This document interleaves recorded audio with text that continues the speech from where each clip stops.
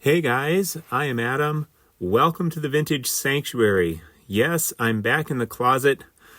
Well, the YouTube community quarantined me to this closet because of my humor.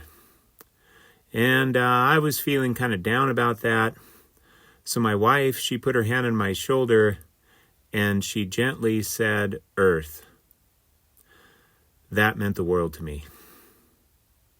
Would you like to look at some glorious low-grade stunners? No cards in this video will have a grade higher than 2.5. So yeah, let's do it. Let's see. My 1952 Topps Willie Mays. Is that a 2.5? Oh yeah. Must be a coincidence. All right, let's turn this camera around and get rolling here. Let me adjust the camera. Yes, I'm in the closet, but I put a 1952 Topps poster in the background for your viewing delight. We are looking at the 1931 W517 number 1 hand-cut Earl Combs in an SGC 2.5. Let me say just a little bit about Combs before we check out the card. He played his entire career for the Yankees from 1924 through 1935. Batted leadoff and played center field, winning 3 World Series with the Yankees in 1927, 1928, and 1932. Has a lifetime batting average of .325, but his World Series batting average is .350. A fantastic fielder, speedy on the base paths, and a ball hawk in the field, plus well-respected by everyone. So this guy was really, really good. A serious Yankee contributor. Check this stunning beauty out. I'll let you see the label there. It's like a licorice color, and it's just oh so glorious. This card is so nice. What makes this a card a 2.5? I guess maybe just general wear because, hey, it's got a little corner wear. It's off-center in a couple directions. But other than that, I find this card to be just absolutely glorious. All right, we're starting with the oversized. So now we will move on to a 1.5, the 52 Redman Tobacco Stand Musial. In a 1.5. This has crinkly wrinklies all over the place.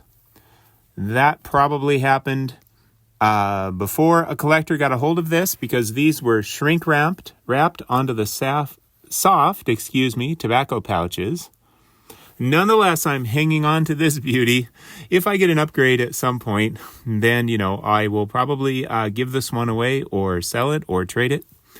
But I'm hanging on to it until such a time as that happens because I absolutely love this card. I believe I paid like $75 or a little less for it. So super stoked to have this. I'm not usually somebody who has kind of placeholder cards.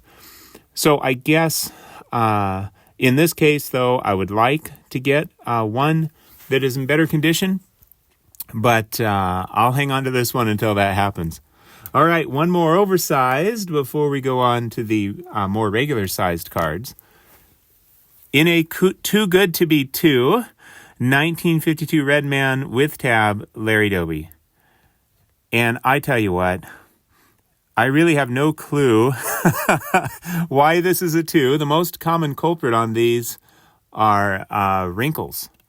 Typically, before the collector even gets a hold of them. But I have no idea what's holding this one back. But hey, whatever it is, I feel like I stole this thing. It is so stunning.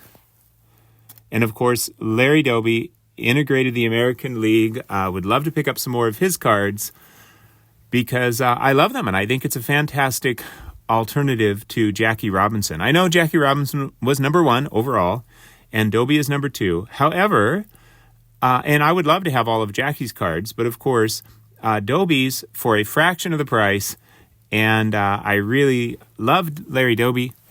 Awesome player. So yeah, hoping to pick up some more of these. And now we are going to move to the regular-sized card. So here we have the 1922 American Caramel. This is my oldest card. Bob Musial, I believe is how it's pronounced. In a Too Good to Be 2. What's going on with this one? Just a little bit of nibbling down here. Maybe Pepino Man authenticating this card by nibbling on it prior to the major grading services. This card is really, really nice. And on the back, we can see that Babe Ruth was on the team in the outfield. So, of course, this is not a Babe Ruth playing days card, but it's one of his teammates, a member of Murderers Row. Let me say just a little bit about Bob Musial. So he was with the Yankees throughout the 1920s. He was a right fielder with a rifle for an arm that was highly respected by base runners. 3-time World Series champion in 1923, 1927, and 1928. Lifetime batting average of .309. His 1,009 RBIs during the 1920s were the fourth most by any major leaguer. So this dude was ripping it up in the 1920s. In the 1923 World Series, Musial's 8 RBIs totally blew away the RBI total of all other players on both teams. Musial's throwing arm was deadly accurate. Casey Stengel, who played against him, said he had never seen a better thrower than Musial. So I got this in February of 2021 at a buy it now for $85, in case you're curious. I don't know if it's worth more now or less or the same, but I am super stoked to have it. And again, this is my oldest baseball card, so that's pretty cool. I do have coins that are quite a bit older, but this is my oldest baseball card. All right, going to get a little drink here. And we are now moving on to the 34 to 36 Batter Up Bill Dickey. And I think we might be able to say what year this came from. Let's see if I have it in my notes really quick. 34. So I don't have the information in front of me, but I believe we can date this one based on it being card number 30 in the series as a 1934 Batter Up Bill Dickey. And these, of course, were meant to be folded, and then the player's kind of upper body would pop up, or the top half of the card, so you could fold this and have it self-standing on your desk or whatever to enjoy the cards, which is exactly why a lot of them have this top part around the player ripped off. So finding one in a 2.5 is kind of like finding a Gem Mint 10 of a modern card. I mean, this is really, really nice. Such a beautiful card. These come in different colors. There's like kind of red and sepia and this blue, and there's kind of a greenish tone. I would love to get more of them, but they don't come around that often, or they tend to be kind of pricey. I guess I should start going for 2 cards here, showing 2 cards at once. All right, moving on. We now have the 1938 Gowdy Heads Up Jimmy Fox in a 1.5. I should take some of these out of their bags, out of their baggies. This is a card I really, really wanted, and I love that double X at the bottom there. Let me see if I can get it up here where you can really, really enjoy those cartoons. So 1.5, a little bit of a stain up here. A little bit off center, a little bit of wear.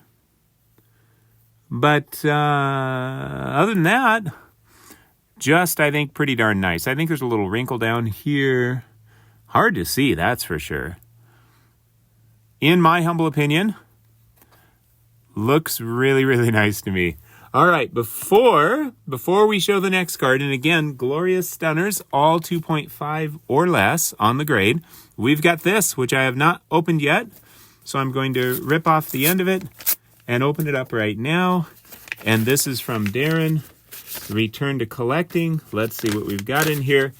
We've got a card, and this seems to be the perfect time to show this bad boy off. I'll try to bring it down on the card sleeve a little bit. There we go. Look at this. Isn't this awesome? Darren returned to collecting. He and I are 1938 Gaudi Joe DiMaggio clubbies, although his is in, much better condition than mine, but that's okay. That's fine. I'm stoked to have mine, and this is number 7 of 20. So how cool is that? I think I'm going to put that over here. And then this would seem to be the perfect time to show off, and I'm going to go ahead and get it out of the plastic. My 1938 Gaudi Joe DiMaggio in a pristine one. Okay, it's got lots of issues, but I tell you what. I was able to pick this up at the National, my big purchase. This was really, really pushing my budget. But I went for it because even though it has lots of issues, the color is there, the registration is there. By the way, sometimes these will be off on around his eye, and to me it looks just looks pretty odd. Even for a really, even if this is up there in a grade of like 5, 6, 7, sometimes that registration around the eyes will be off, and it doesn't look nearly as appealing to me. So I was super stoked to get this. Despite all of its issues, I think it looks absolutely glorious. And it seems totally fitting to display it up here with Darren's card that is based off of the 1938 Gaudi Joe DiMaggio with cartoons. So thank you, Darren. Thanks for sending that out to me, my 38 Gaudi Joe DiMaggio clubby. I really, really appreciate that. All right, continuing on. I'll admit it, folks, I probably should have taken some of these out of the graded card sleeves before, but I've been doing it for some of them as we go along. One of my more recent pickups from January of this year, the 1941 Play Ball number 14 Ted Williams. It's got some toning, but the registration is there. The centering is just fantastic. The color is actually really nice for this issue. In a 2. In a glorious good 2. I am so stoked to have this card. So let's see. Well, Darren, sorry, my friend, I'm going to have to move you aside, but I will, of course, display that. I'm really stoked to get that. That's such an awesome custom card. Wow. We've got a couple of, giants from their era. Boy, they both had a heck of a year in 1941, of course. Williams with his 406 and his epic, last day of the season, not sitting out to preserve the 400, but going 6 for 8 and ending up at 406. And then DiMaggio with his epic 56-game hitting streak that still stands till today. Should probably stop this video now, but we'll go on. I know I've shown this recently a couple of times. The 1946 Propagandas Mantle, Los Reyes del Deporte, the Kings of Sport. Johnny Mize in a pristine one. So stoked. So happy to have this card. Oh, man. I don't want to move anyone. Sorry, Joe, but I'm going to have to move you. Okay, where do we go from here? All right, this is a player we're going to talk about a little bit, and this is a special card. So let me just kind of put the card up here on the stand and talk a little bit about this player and this card, and then show it to you in more detail. That is the 47 Bond bred John Lindell. Now, here's the deal. Notice that kind of stop sign look where the corners are beveled? So those are the originals. The ones with the square corners are not. They're either reprints or they were manufactured later. Not necessarily by Bond bred. John Mangini just did an in-depth article on this, wrote an in-depth article, which is pretty cool, on this really scarce set. So John Lindell, what's the deal? Outfielder who did some pitching in his career. He was with the Yankees from 1941 through 1950, so essentially the 1940s. 3-time World Series champion in 1943, 1947, and 1949. In the 1947 World Series, with all the players back from the war, Lindell could have easily been the World Series MVP had the award existed. Check this out. He went 9 for 18, batting .500 in that 1947 World Series, including 3 doubles and a triple. He had 7 RBIs, striking out only twice while walking 5 times. So 1947 was the year he really dominated in the World Series. And I'm blessed to have his rare Bond Bread card from that same year, from 1947. So how cool is that? I got this at auction in February of 2021 for a measly $27. I think they might all have this. It might be part of the picture, this little black thing here. But this is really, really nice. So why is it a too good to be two? There's just a little bit of tape in the middle on the back that somebody used to, put this in an album or wherever they kept it. But look at that tape. That's got to be centered. The centering on that tape has got to be like 9.5 or something. And it's a blank back, so a little bit of tape on a blank back. Like, to me, this card could be graded 2 or 3 times as high easily. It's just a tiny little bit of practically perfectly placed tape. I'm going to give that tape an 8.5 or something. So, yeah, I am super stoked to have that from a year where he really dominated. And that is a rare card, or at least a scarce card. And so there we have it, the 1947 Bond Bread John or Johnny Lindell. Okay, moving on from there. So I'm going to go ahead and take this out of its sleeve. The 1948-49 or 1949 Leaf Stand Musial in a pristine one. Just a little pinhole in the margin at the top that you might be able to see there. Other than that, the registration, the color, this card is so nice. Wow. And it was not a comma card. This was one of those buy it nows where I bought it now. I snarfed it up. I was fortunate to see it shortly after it was listed. I think it had best offer. I offered a little bit less. I believe I didn't hear back for about 10 minutes, and then I didn't wait any longer. I just said, I'm snagging this thing. And it is oh so nice. And if it weren't for that one little pinhole, which does not bother me a bit, I think this might be a 4, maybe a 5. Could be a 5, possibly, but at least a 4. But, regardless of the number, just the eye appeal. To me, the eye appeal on that card is just off the charts. In fact, I would imagine if somebody went to eBay right now and looked at every 48 leaf or 48, 49 leaf stand Musial, there might not be one there with better eye appeal than that one. I guess it all depends on how people feel about pinholes. I love them. If they were everywhere on the card, that might be a different story. All right, another leaf, the Ralph Kiner, the consecutive home run king. Now, this too is, to me, just fantastic.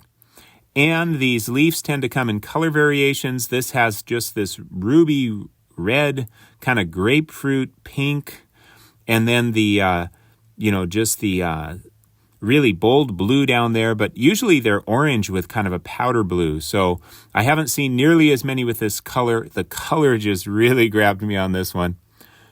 Technically miscut a little bit. You can see just a little bit of the copyright or whatever from the card above, but you can see all the information that goes with this card. So the back's off center. That doesn't bother me a bit.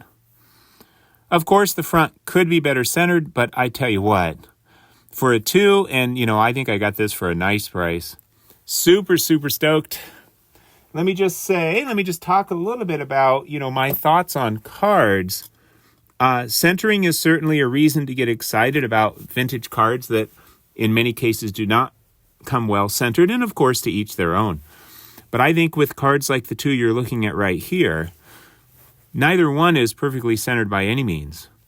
But they have some qualities that I think are just worthy of calling them out as high eye appeal cards for the grade. Just absolutely stunning cards that I didn't have to pay nearly as much for as I would have needed to if those grade numbers were higher. But of course, then I probably would have passed and waited for something else, like a lower number with the eye appeal that I love. Okay, here we go.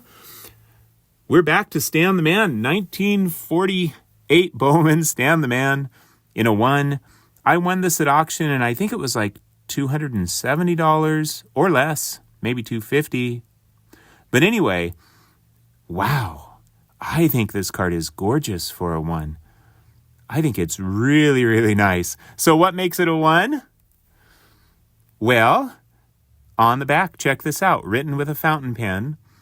That's his batting average, home run total, and RBI total for 1950. This is a 1949 card.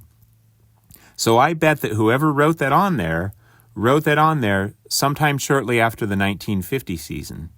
Because if the 1951 season had been completed, why not write 1951 stats in addition or instead of the 1950 stats? So to me, it's like, hey, that writing doesn't bother me a bit.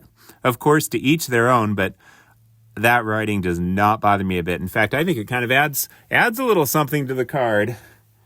And so, yeah, I'm going to go ahead and remove Kiner just because then we can have the 2 Musials here.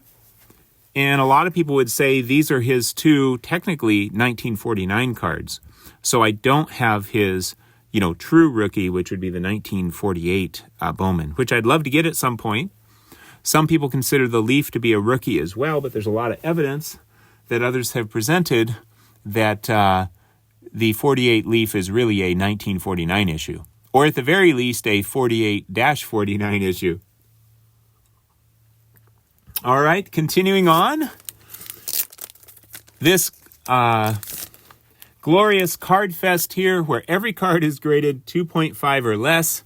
We're going to push the limits of that with a 2.5. The 1951 Bowman Yogi Berra in a 2.5. Oh, I just absolutely love this card. This card, it's definitely got a little bit of crinkling up here. But wow, that image is so stunning. I mean, this might be my favorite Yogi Berra card, but I probably say that about just about every Yogi Berra card. But I really, really love this card. And this is a card I got at auction a while back. I don't remember the price, but it really was low. It was like $100. I should probably look it up since I've teased you with it now. Let's see if I can get it quickly from the computer. So if I go over here to my spreadsheet, and let's see, we're talking about 51 Bowman, $137.50 at auction in June of 2021. So yeah, it was just, around $138. I just got lucky. I think that was a really good buy for that particular card. Well, sticking with Yogi, we are looking at his 51 Bowman. Check out his 52 Bowman in a good 2. To me, a good 2 like this, centering's not bad, little bit of corner wear, but the registration, the color are just spot on. To me, 2s like this are they're just too good to be 2. I'm not saying the technical grade is not a 2, but man, I would buy 2s like this, all day long. It doesn't have any wrinkles that I'm aware of. I think it's totally awesome. So let's put the 2 Yogis up there. And then moving on, we're going to continue with our Yogi Berra theme. This card right here, I've shown it before. This is an insane card for a 2. It has tiny bits of paper loss on the front, a little bit on the back. But other than that, this card seldom comes centered like this. The colors are rich and deep beyond just about any copy I've ever seen. So prepare to be blown away by this 52 Topps Yogi Berra in a 2. I mean, compare this to other copies. Just the richness of the color of his face and cap. They really laid the ink on. The registration is really strong. The centering for this issue is just outstanding. Just absolutely outstanding. You get a little bit of chipping on the corners, but the paper that they used for this particular series of 52 Topps really, really flaky for some reason. This is just a super, super nice card. You can see just tiny little bits of maybe paper loss, but so small. And then on the back, you see it a little more, most notably in the upper left there by the number, card number 191 in the baseball. There is a little paper loss there for sure. But wow, for a 2, and I got this at a good price as well, negotiated with the seller. I've had this for some time, but wow. I also have this card in an SGC4 that I really love. But I'm hanging on to this 2 as well. So look at that. The 2 1952 Yogi Berra cards. 1 from Bowman and 1 from Topps. Both in a grade of 2, and both, I think, just really stunning and just showing examples, of course, that there are 2s out there that are just, too good to be 2. They're just glorious. They're wonderful. They're awesome. To each their own, of course. I might have shown this next card a time or 2, or 72 times maybe. The 1952 Topps Willie Mays. This is my Grail card in a 2.5 that I bought my big purchase at the 2021 National in a PSA Authentic. Did not say Authentic Altered, but it said Authentic. And kept it for a long time before I sent it over to SGC in the PSA slab. SGC calls it a 2.5. So maybe whoever sent it to PSA just wanted it authenticated. Is it off center? Well, that's obvious, but you know what? The entire, purple rectangle there's margin around all the way around. So the entire purple rectangle is within the margins. And the color and the registration are just outstanding. So I think this is really, really, I'm so stoked. I mean, this is a card that's, would generally be out of my budget for sure. But I was able to get the authentic at a good price.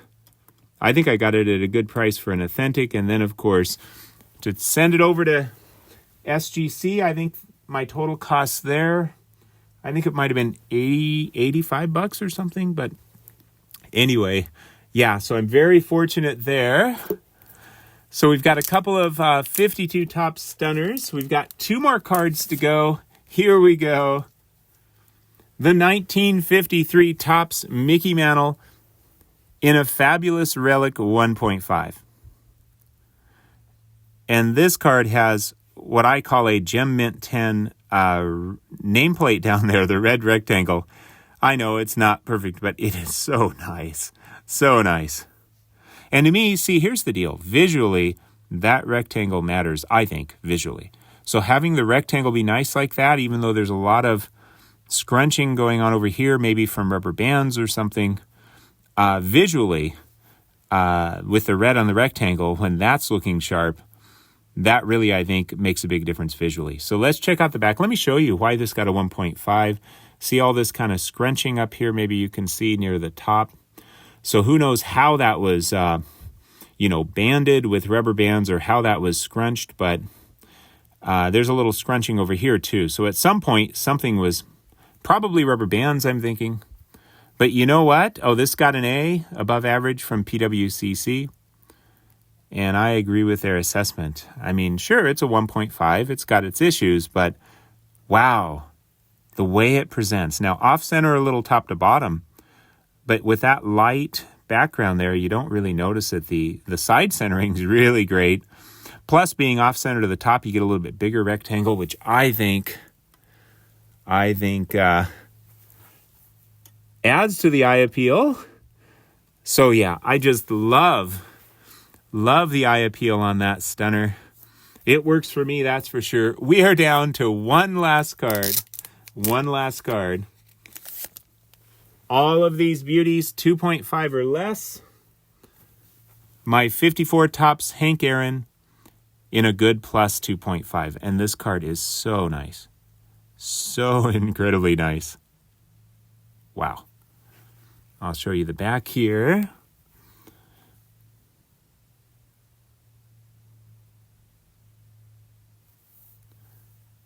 Just a really, really sweet Sweet card for a 2.5. I mean, to me, there's just nothing. I mean, sure, it's got a little corner wear, but there's just nothing that jumps out at me here. The colors, the centering, the surface, it's all there. I'm going to go ahead and move the mic so we can close this out.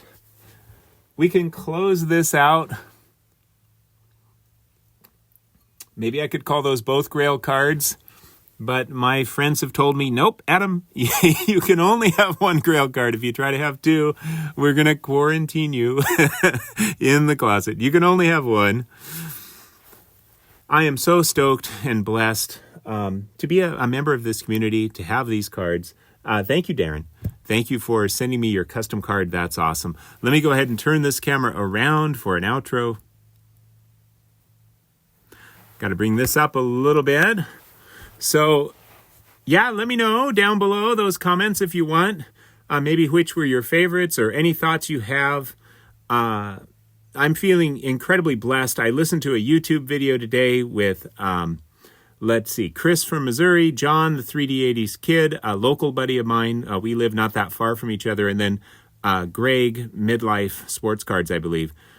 And as they talked about how wonderful it is to be a member of this community, I really feel incredibly blessed to be a member of this community, and I hope you do too. And if you're not feeling connected, maybe start making some videos or look for ways to connect with others who have a similar passion. Such a supportive and wonderful community, the best of what an online experience can be. It doesn't have to be rah, rah, rah. It doesn't have to be just all of this conflict and name calling. It can be just a glorious brotherhood of collectors that really enjoy connecting with one another, and that share in each other's joys as we pick up cards that we're really stoked about, whether they're, $1 or $1,000, it doesn't matter. We can share in each other's joy. Speaking of that, thank you everyone for sharing in my joy. I hope you had a wonderful and peaceful time in the Vintage Sanctuary. Take care, my friends.